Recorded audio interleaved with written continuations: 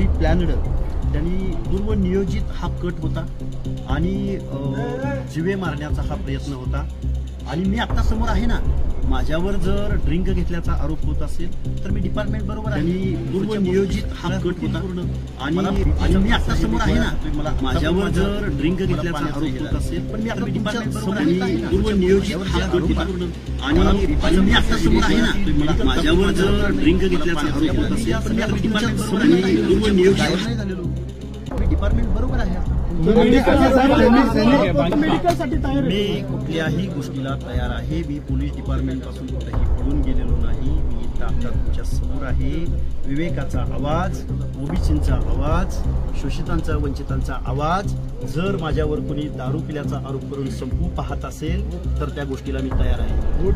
आरोप होते तुमच्या गोट्यामध्ये तुम्ही होता, तसा काही एव्हिडन्स असेल तर द्यावा.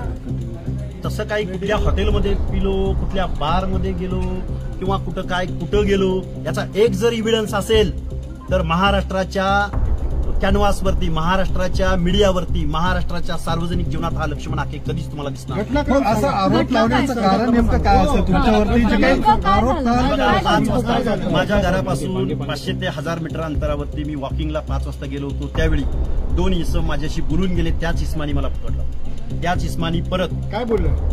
त्यावेळी माझ्याशी नॉर्मल बोलले, गेवराईचं वगैरे असं बोलले. तो गेवराईचा माणूस आहे, तो माझ्याशी बोलला सुद्धा. आणि परत मी जिथून खाली निघतो त्या ठिकाणी 5 ते 6 फोर व्हीलर आल्या आणि तिथून बाहेर पडत असताना मोटरसायकलवर मी होतो. माझे दोन्ही हात पकडले, मानगुटी पकडली आणि मला जीवे मारण्याचा हा प्रयत्न. तुम्ही मद्यप्राशन केलेलं नाही, दारू घेतलेली नाही असं मी आता पोलीस डिपार्टमेंट समवेत आहे. मी तुमच्या समोर आहे. मी कुठेही पळून जात नाहीये. मी कुठेही पळून जाण्याचा प्रयत्न केलेला नाही. मी आताही पळून जाणार नाहीये. आणि मी जर ड्रिंक घेतला असेल तर 1 तासापूर्वीची गोष्ट आहे. दिसेल ना, माझ्या रक्तामध्ये दिसेल. अजून कुठं काय जे काही मेडिकल आहे मी आहे ना. माझ्या काही तपास नाही. मी स्वाधीन आहे तुमच्या. त्यांनी एक ससूची जी तपासणी आहे त्याबरोबर मी आता तुमच्या समवेत आहे ना. मी पळून गेलोय का कुठं? जीवे मारायची धमकी असेल आम्ही विचारतो.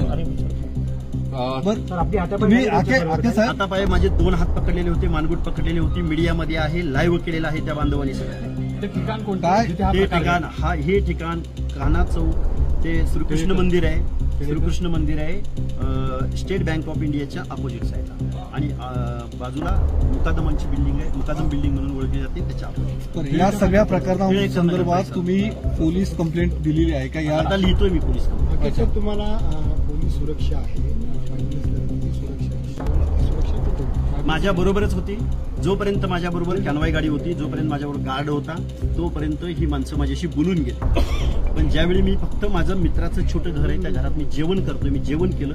जेवण करेपर्यंत तुम्ही बाहेर थांबा किंवा खाली जावा एवढंच मी सांगितलं. आणि परत मी मोटरसायकलवर बसून घराकडे येतो. साधारण 7 ते 8च्या दरम्यान. 7 ते 8च्या दरम्यान कान्हा चौकाच्या दरम्यान. पोलिसांना मग तुम्ही कळवलं का त्यांनी कळवलं? नेमके पोलीस कसे काय? पोलिसांना आम्ही कळवलं. ज्यावेळी एवढा मोठा मॉब आला आणि त्यांनी घोषणा सुरू केला डायरेक्ट आणि दोन्ही हात पकडले आणि माझ्याकडून ते वदवून घेत होते की दारू पिलास की नाही सांग, दारू पिलास की नाही सांग. जर ओबीसीचा आवाज असा आरोप करून जर कोण थांबू पाहत असेल तर मी गोळ्याही खायला तयार आहे, वारही झेलायला तयार आहे आणि जीवे जायलाही तयार आहे. एक मते नावाचा व्यक्ती आहे आणि एक दुसरा त्या माणसाचं नाव माहिती. एक डेक्कनचा आहे, एक वरतीच राहतो इथंच या गोकुळनगर परिसरात. तुम्ही त्यांना ओळखू शकता. आता विचारलं त्यांनी, तुम्ही राजांना असं बोलला, तुम्ही अमक्यांना तसं बोलला, हे त्यांचे आरोप होते. त्या लाईव्ह व्हिडिओमध्ये सगळं आहे. तुम्ही त्या टायमाला फावडा घेऊन त्याच्या मागे पळाले असे त्यांचं म्हणणं आहे. हे बघा, ज्यावेळी 25 माणसं माझ्या अंगावर आली त्यावेळी मी एकटाच होतो. त्यामुळे मी जर कुठं पुढं घेऊन गेलो किंवा काय घेऊन गेलो असेल तर ते दिसेल. त्या आपला कॅनव्हास कुठं होता टायमाला? कॅनव्हा नव्हता माझ्याबरोबर, हे मी तुम्हाला अगोदरच सांगितलं. तुम्ही घराच्या जवळ असेल किंवा गेला असेल. कॅनव्हा ज्यावेळी रोडवरून मला जायचं असतं त्यावेळी मी कॅनव्हाला. या सगळ्या संदर्भात आता तुमचं नेमकं काय म्हणणं आहे? तुमची काय नेमकी या सगळ्याच्या? माझ्या जीवाला धोका आहे आणि माझा जीव गेला तरी चालेल. मी ओबीसींची आणि भटक्या विमुक्तांची आणि कायद्याची आणि संविधानाची भाषा कधीही सोडणार नाही. आणि डिपार्टमेंटला माझं सगळं सहकार्य मी त्यांच्याबरोबर आहे. तुमच्यासोबत असं घडू शकतं म्हणून तुम्हाला सुरक्षा दिलेली आहे अगोदर. तरी असा प्रकार घडतो तर मग आता हे आता काय हवंय मला काय याला काय म्हणायचं पुढची मागणी बघा, मी ओबीसीचं आंदोलन कुठल्याही परिस्थितीमध्ये सोडणार नाही. ते द्यायचं का न द्यायचं, आज हा अचानक घडलेला प्रसंग होता. मी माझ्या भागामध्ये किंवा पहिल्यांदा अशा प्रसंगाला मी पहिल्यांदा सामोरं गेलो. खरं तर जालना जिल्ह्यामध्ये या गोष्टी घडत होत्या, त्यावेळी मी तिथल्या CPना वगैरे बोललेलो, परंतु या परिसरामध्ये मी पहिल्यांदा या गोष्टीला सफर झालोय. त्यामुळे मी डिपार्टमेंटला बोलेन.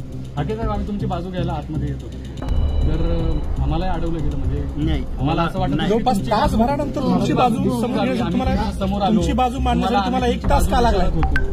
तर नाही, डिपार्टमेंटनी दोघांचीही बाजू ऐकून घेतल्या आणि ते तपास करा. नाही, आम्ही जेव्हा एकच बाजू जेव्हा पुढे होती तेव्हा तुमची बाजू घ्यायला आलो होतो. तुमचं काय मी आलोय ना आता समोर.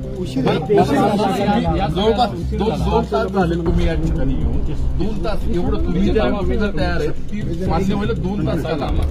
नाही, आता हा डिपार्टमेंटचा मी माझं म्हणजे तुम्ही मेडिकल टेस्टला तयार आहे ना. मी आता इथंच आहे, मी इथंच आहे.